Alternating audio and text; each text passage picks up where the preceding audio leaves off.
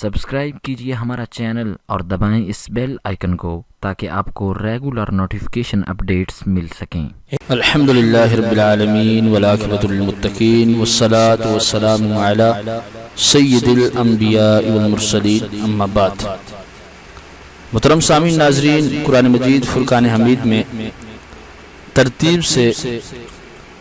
نورانی حروف لکھے ہوئے ہیں اور جن صورتوں کے شروع میں موجود ہیں ان کے ساتھ نام بھی لکھے ہوئے ہیں۔ قرآن پاک میں ان نورانی حروف کے متعلق یہی لکھا ہوا ہے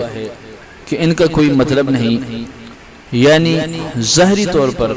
اگر ہم ان کو سمجھنا چاہیں تو ہم میں وہ بصارت سمجھ نہیں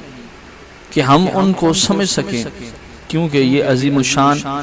اور دو جہانوں کے سردار آسمانی کتاب ہے،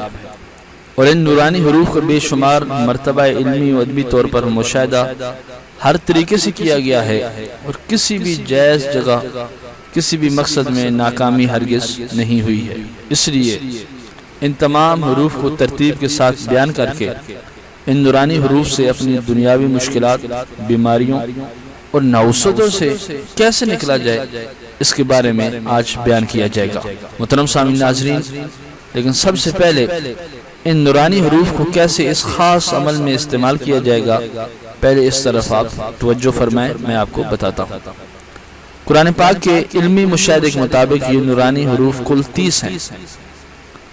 اور یہ ترتیب میں سورہ بقرہ الف لام میم، اس کے بعد سورہ آل عمران کے اندر موجود ہے، اس کے بعد سورہ اعراف الف لام میم صاد، یہ حروف مقطعات موجود ہے، اور اس کے بعد سورہ یونس کے اندر الف لام را، یہ حروف مقطعات موجود ہے، اس کے بعد سورہ یوسف کے اندر، اس کے بعد سورہ رعد کے اندر الف لام میم را موجود ہے، اس کے بعد سورہ ابراہیم کے اندر، سورہ حجر کے اندر، سورہ مریم کے اندر، سورہ طٰہٰ کے اندر، اور سورہ شعراء کے اندر، سورہ نمل کے اندر، سورہ قصص کے اندر یہ حروف مقطعات موجود ہیں، سورہ عنکبوت، سورہ روم، سورہ لقمان، سورہ سجدہ اور سورہ یاسین، اور سورہ صاد، سورہ غافر، سورہ فصلت، سورہ شورى، سورہ زخرف، سورہ دخان، سورہ جاسیہ، سورہ احقاف، سورہ قاف، سورہ قلم، یہ تمام کے تمام حروف ان سورتوں کے اندر موجود ہیں۔ گرامی قدر حضرات، سورہ بقرہ شریف سے لے کر سورہ قلم تک اسی ترتیب سے یہ نورانی حروف موجود ہیں۔ اب ان کو پڑھنے کا طریقہ کار یہ ہوگا کہ ان نورانی حروف کو کوئی بھی کسی بھی حاجت کے لیے، کسی بھی قضاء حاجت کے لیے، کسی بھی ممکن کام کو ممکن بنانے کے لیے، اور اپنے اس ہر جائز اور مشکل وقت میں سورہ بقرہ شریف سے لے کر سورہ قلم تک ترتیب وار یہ نام پڑھے جائیں گے۔ یہ طریقہ بہت ہی زیادہ ایمرجنسی کا ہے، جیسے کہ کوئی اچانک کوئی مصیبت آ جائے، کوئی اچانک سے پریشانی آ جائے، یا آدمی کسی مشکل یا مصیبت میں پھنس جاتا ہے اور بندے کو کوئی تدبیر سمجھ نہیں آ رہی ہوتی، یہ اس کیفیت میں لا تعداد، لیکن یاد رکھیے ترتیب کے ساتھ پڑھنا ہوگا۔ اس کی گنتی نہیں ہے کہ آدمی 1000 پڑھ لے، 2000 پڑھ لے، 4000 پڑھ لے، لیکن یہ ہے کہ یہاں پر ترتیب جاری رکھنی ہے، ترتیب کو سیدھا رکھنا ہے، اور بالکل لا تعداد پڑھنا ہے، لیکن ترتیب کے ساتھ پڑھنا ہے، تو انشاءاللہ تعالیٰ آپ کا مسئلہ حل ہوگا۔ اس کے علاوہ جو خاص قسم کے کسی اور مخصوص بیماریاں ہوتی ہیں، ان کے لیے ہر بیماری اور مسئلے کے لیے علیحدہ علیحدہ ساتھ بیان ہوتا جائے گا، لیکن یہاں سے یہ نورانی حروف کو اپنی زندگی کا حصہ بنانے کے لیے